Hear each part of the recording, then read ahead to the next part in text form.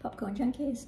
Popcorn Junkies, welcome on. How are you? Popcorn Junkies, I'm good, I'm good, I'm good. If you haven't subscribed to the channel, do. We do lots of movie trailer reactions. When there's films out, we review films too. And there are films out at the moment, but there isn't a lot that's kind of rocking my boat. No, no, man. But anyway, so some trailers have landed. It's Disney Celebration, which means lots of kind of, not just Star Wars stuff lands, but all sorts of other kind of bits and bobs.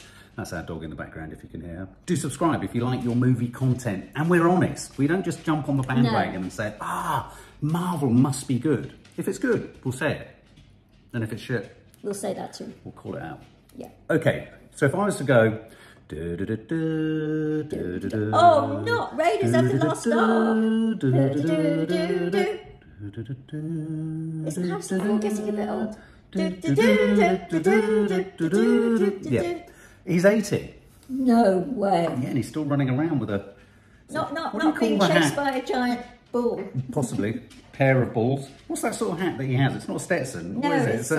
it's not a trilby. No, what is it? What is it, guys? What would you name the hat that he's wearing? It's sort of like a battered Stetson in a way, isn't it? A battered Stetson? Sort of like I had one of those from a fish and chips once. Okay, there's been a couple of trailers. Obviously, James Mangold has directed the fifth, is it? Fifth Indiana Jones. Wow, I'm actually quite looking forward to it. Yeah, it's a really cumbersome title. It's Indiana Jones and the Dial of Destiny.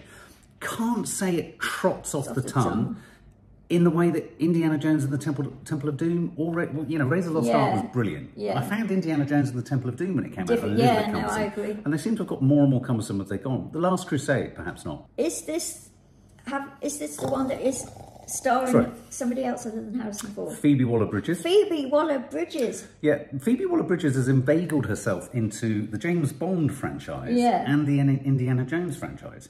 And there is some chitter-chatter that she could be the new James Bond. I don't think you can have a female James Bond. I just really don't. And there's talk that she could, if she's related to Indiana Jones in this, could she take on the bullwhip? Yeah. And the battered Stetson. Yeah, become Arizona Wade or something like that. Oh my God. I can't see it myself. So this is directed by James Mangold. Spielberg was originally slated to direct it, but he jumped off, I think, to do The Fabelmans.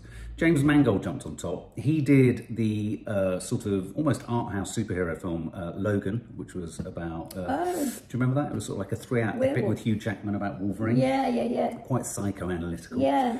He also did Ferrari v Ford, or Ford v Ferrari. Oh, that was good. Which we quite liked, didn't we? So anyway, this is Indiana Jones and the Dial of Destiny. This is the final trailer. We've had 2 this year. Oh, okay. I'm not entirely sure if there's a huge market for Indiana Jones anymore. No, you could. Although the moment I hear that music, I think, yeah, I'm in. But then my age is...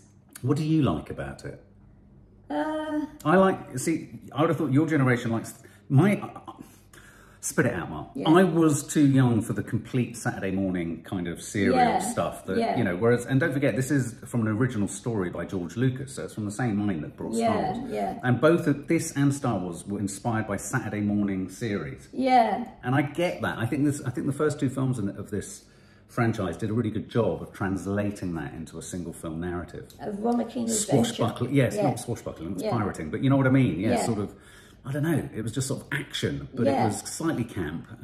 It's something that we'd all have wanted to do if we could, you know. What, archaeology? See parts of the world and, you know, have fights with people and then take off the prize, the treasure. It was always treasure. Yeah, I really like that. But the thing that Spielberg brought to all of them was he would often start these films with the end of a previous narrative. I loved that. Yeah. So it was like Indiana Jones and the Temple of Doom started with the end of an adventure. Yeah. And Raiders of the Lost Ark started at the end of an adventure because he was running down the thing with a ball following. I love that bit the best. I did too. Okay, he was a young man. He was a young man, and they use a lot of technology to make him a young man again. Oh, do they? Yeah, they do. So shall we check it out? Yeah, check. Whoa. God, he's not too well, does he?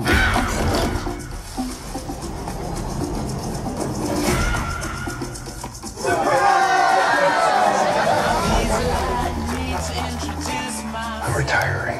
Well, in that case, what are we drinking? Same for the goddaughter.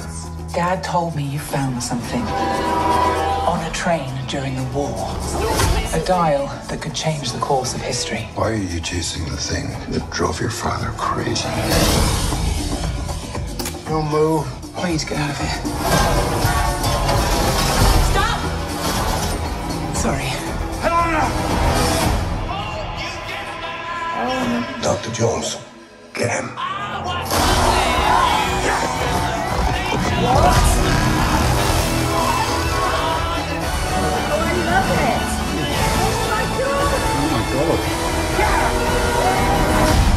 Hitler made mistakes, and with this, I will correct them all.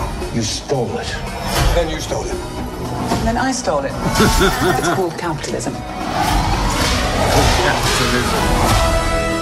way! Fasten your seatbelt. There might be some turbulence. You've taken your chances, made your mistakes. Oh, yes. And now, a final triumph. Give him hell, Indiana Jones! A few times in my life, I've seen things. I've been tortured with voodoo. Been shot 9 times, including once by your father. Sorry! But I've been looking for this all my life.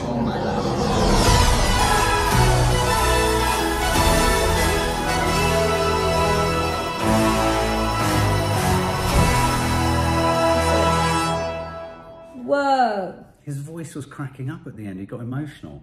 Well, of course he did. Harrison Ford, Indiana Jones doesn't get emotional. No, but anybody, if they're a certain age, when they say for the whole of my life, I got a bit emotional. emotional there, Mum.